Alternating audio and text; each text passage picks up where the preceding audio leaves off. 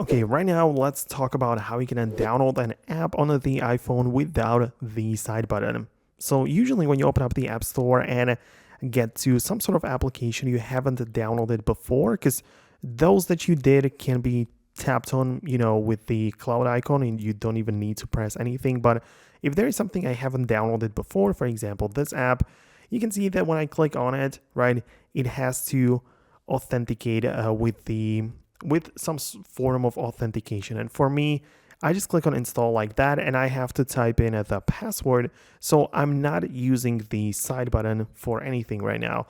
All I have to do is just to type that in and it's going to download the app. So if you want to achieve this, what you need to make sure is that Face ID is not set up for the downloads within the App Store.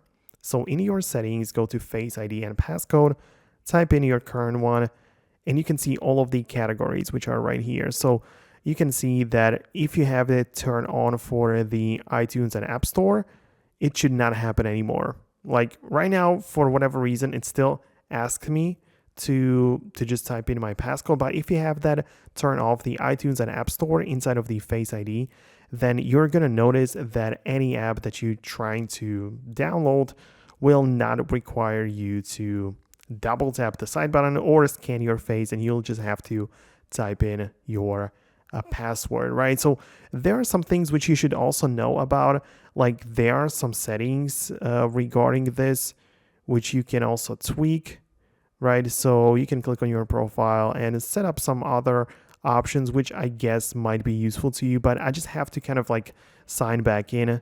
So yeah, let me know below in the comments if you manage to do it. Like the important part is to turn off Face ID for the App Store, and then you'll just have to click and just sign in with your Apple account, and no side button is needed. So thanks a lot for watching. Let me know if you have any additional questions.